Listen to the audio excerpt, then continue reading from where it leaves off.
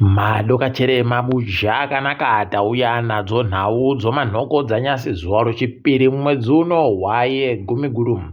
Ipapa tiri kutanda nawo munangarwa wanga wari kupa mureketo wawo watagokunyepai kweri uya kuti Sona State of the Nation Address waari kureketa zvavari kuona zviri kuitika vachindozvipembedza hawo kuti kwaivo nehurumende yavo vari kuita tuzvinu waribe kureketa chinhu chokuti vanhu vangani vari kupfanonzara hwendo huno waribe kuzvireketa izvo kana kuti vanhu vangani wapana nonzara wari kufanira kuti wapuwe chokudya zvese izvo waribe kuzvireketa wandoti muri kuziva ka nyaya yekuchinja kwemamiriro kunze yaakonzeresa kuti tite nzara asi kuti wafunge kuti izvezvi zvese zvavari kuita izvozvi mari dzavari kuseenzesa wangadai waita kuti zvinhu zviite zviri nani kuvanhu paribe chawareketa wanga wari kutoreketa kutoti aiwa kugwisiwa kwakaita zigi kurema kwache kwai aiwaba musagorekai kusha nokutoti izvozvi zvinoita kuti zvinhu zvitekaire zviri nani. Unobva watoona kuti pakanyangara wotoziva wototi paribe chizvino ukambwa kuramba wachisimbisa kuti aiwa goridhe riripo rakawanditsa rinokwana kutsigira zigi pokare nomari yokunze iripo inokwana kutsigira zigi maziva kuti kuribe chiriko mabuja wendo huno rikaitira tekazviringa izvi asi zvinorwadza wagoreketa pokare wakati aiwa dare reparamende riri kufanira kuti richimbidze kuita karikiriki chaiko kokuti ripinze PVO bill kuitira kuti wakone kugobopa masangano akazvimira ega nemaNGO pachirungu waivada kuti wabope zvisvinu pokare wari kuda kuti wabatsirwe nokuitiwa kuti mutemo unoringana zozinwa uchinjiwe unhadzirisiwe pokare mutemo unoringana nezvovanhu vanonhadzira nokuutya miti zvimwe zvinhu zvakawanda zvomusango kuti unhadzirisiwe pokare wari kuda kuita kumanikidza kuti vanhu vese vamanikidziwe kuti wapota kujara miti nokuita zvimwe zvakasiyana siyana. Rekai tione kuti zvinodini miti takandokura tichijara isu kwese tindori nayo miti ndosaka muchiona buja richigara rakaita kuita kuti svarara mango rinenge dzakaita tacha dzake kwese nguva dzese nyaya yekuti takajara miti rekai tione kuti zvinoperera papi izvi.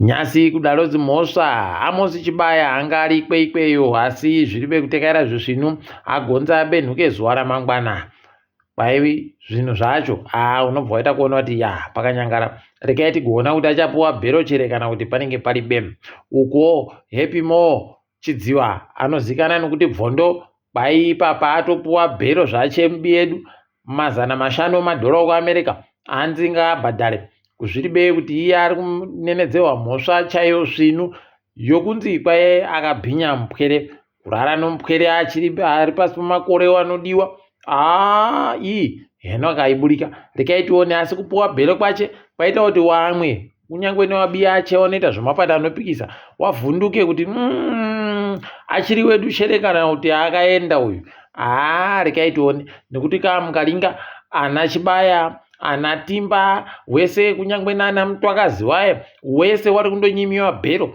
iye rache chimbi fasta ipapa apa bva ratoburika panokona painoshanja chopfena rekai tirambe tichiona kuti zvinoperera papi izvozvi.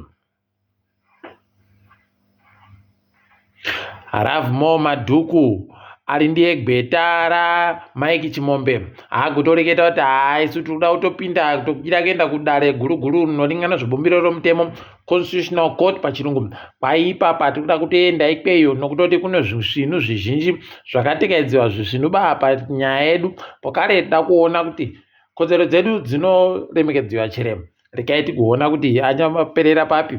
Munondoziva kuti nyaya ikapindiwa naMadhuku anobva adhuka zvibva zvaita inotohwiniwa basi rekai tirambe takaparinga ipapo.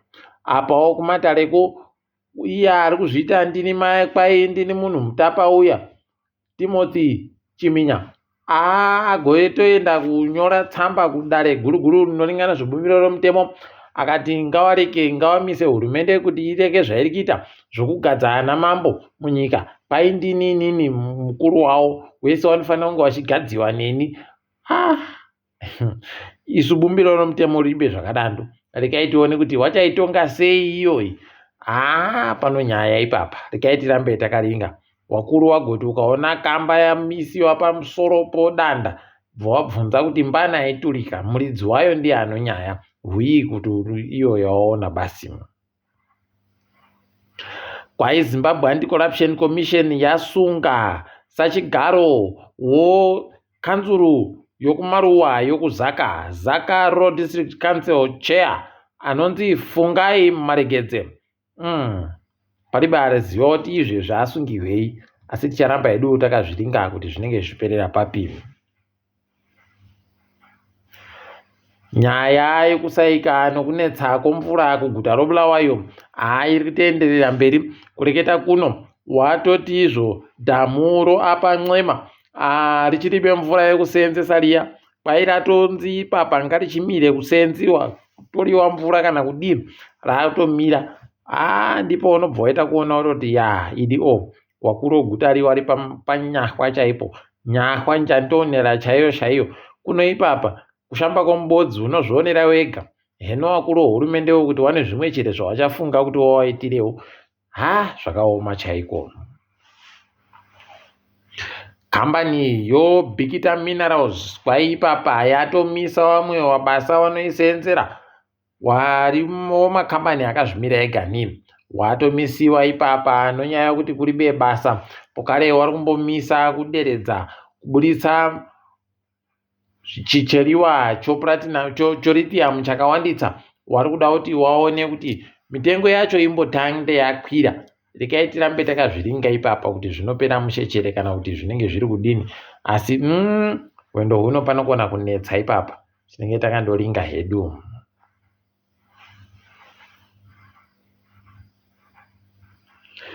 Ipapa tikange takaringa,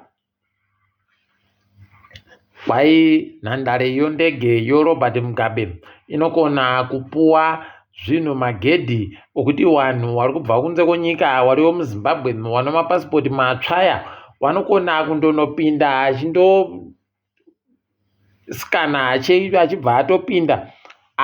Zvinokona kunaka izvo. Regai tirambe takazviringa ipapa kuti zvinenge zvidini. Wamwe wagototi gonatsai kuzvingwarira izvozvi, asi pachiri pekubenhuka apa. Zvakutoenda zvakadaro uchindopinda wobva wandoziya kuti ndapinda, ende panenge paribe kana munhu kundoisa pasipoti yako ipapo, chibva yatokuti pinda, uchibva watozikana kuti wapinda. Regai tirambe takazviringa kuti zvinenge zviperera kupi izvozvi. Kwaina Muturi Ncube wabasa wehurumende wakuchizoingidziwa mari manje kureketa kuno nokuda kwokuti zigi rakagwisiwa pamusika. Regai tione kuti nhanzva iyi ichaita kuti zvinhu zvichinjechere kana kuti zvinotoenderera mberi nokunyangariwa. Tinoramba takaringa, tinenge tichindokunyepai. Hurumende yagoti iyo iri kutsvaka bhiriyoni nomazana matanhatu omamiliyoni, wakomana 1.6 billion pachirungu, kwai vari kuda kuti wakone kuita kuti paboyeke mari inokwana kuti mwaka uno wokurima vanhu waite zvokurima. Ipapa vari kutonyepera vanhu kuti kwai mvura iri kuuya mwedzi uno, kwai mvura ichagozoya mwedzi unouya, asi iwo ana maringa mvura wari kureketawo kuti mvura ichatanda kuuya. Unobva waona kuti pakaita kunyangarawo kumana. Regai tirambe takazviringa heno kuti zvii zvichaitika, tinenge tichindokunyepai kana paine zvimwe zvaburika. Bhangi ronyika ipapa kwai ragotoreketa kuti zigi rapo pamusika zvokutoti munhu wese akukwanisa kuenda kotenga, willing buyer willing seller pachirungu. Regai tizvione izvozvo. Wanozoya bvuma chere mitengo yacho kana taakuti tikuda zigi rakati pamari yedu. Heno kuti zvichaburika chere ipapo, tinoramba takaringa hedu. Kuri kuramba kuchivhuriwa hombe mabuja.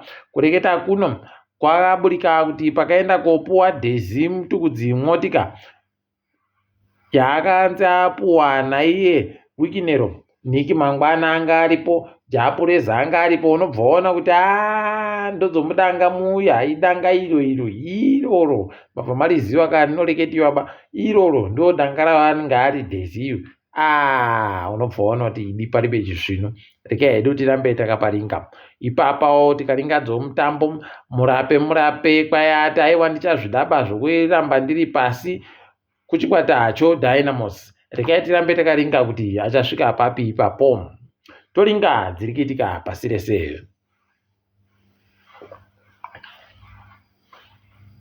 Kwai anonzi Soli Muhulu kuSouth Africa kuku anoimba musambo wochitendero chogospel.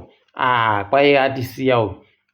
Kwai afukara chegani tikundoti mweya wacho uzorore murugare. Ipapo pokare muSouth Africa muri kubudika kuti kuwai kuno vanhu vanosvika mamiliyoni 17 million pachirungu wakakumbira hurumende kuti tipeiwo mari yavari kupa vanhu iyoyo R370 370 pachirungu. Unobva waita kuona kuti pakanyangariwa kunyangaritsa chaiko. Rekai tirambe tichiringa kuti ichapera sei iyoyo. Apawo wana MP wokukinya kwai ipapa watotanda kuita zvokuti wakone kubisa pachigaro muteedzeri waWilliam Ruto Rigathi Gachagua. Rigathi Gachagua kwai akuda kutobisiwa ipapo. Rekai tirambe takazviringa izvozvo. Uku kuNigeria kwai kuno mapurisa anonzi mapurisa wechiIslam wakomana kwaari kuenda kopfika mudzimba dzokubheja dziya dzese kwai vari kudzipfika nzvimbo yokano. Wakomana zvikaitika kweduno panenge pakanyangaritsa, kunyangaritsa chaiko kusvino. Rekai tione kuti zvinopera sei. Uku vamwe vanhu vanobva muAfrica vari kunyika yoLebanon vari kuchema ipapa kukumbira kuti hurumende dzavo dai dzavawo dzandoapawo kuti waburike munyika muno kuti waita kunyangariwa imomo. Peno wabiyawo wachatopfa heno. Ticharamba takaringa nokutoti hondo yechigwagwagwa yatandai, hondo yemabhambu yatandai paribe chisvino ipapo. Uku nyika dzokumadokazuva kwai ipapa dziri kuramba dzese dzichindoreketa kuti Lebanoni Irani zvairi kuita zvakanyangaritsa nokuti yabva yakonzeresa zvadidi, asi kukangamwa kuti iyo Israeri iri kuitawo zvibodzizvo. Dhiro 6 na9 ndio iripo apa. Rekai tirambe takazviringa. Ipapa vanhu vese vadokerera kutoshamisika kutoti kohoko chii chiri kuitika. Iwo weIsraeri wari kureketa kuti aiwa tarambidza Antonio Guterres ari ndiye mabharani mukuru wonyika dzopasi rese, UN Secretary General pachirungu, kuti tamurambidza kupinda munyika medu painokuti akuita kureketa zvokutsigira iwo vanhu vePalestine. Idiko zvakaoma chaiko. Rekai tiringedzo mutambo. Ipapa Samuel Eto'o agonza aiwa achabvumirwa kupinda mutambo uyo unenge uchitambiwa nenyika yache kwemwedzi mutanhatu kuCameroon kwacheko arambidziwa noFIFA. Unobva waita kuona kuti paribe chisvino. Ukuwo hurumende yokuSenegal yaisa kudzinga kuti anga ari kurairidza chikwata chobhora chowakomana wekweyo kwainge asiye basa. Unobva waita kuona kuti pane zvimwe zvinhu zvinenge zviri kuitika. Asi rekai tirambe tichiringa kuti zvichapera musheshere. Takadaro mabuja tagumira pano. Ndini wenyu Mhanduwe Wonhau.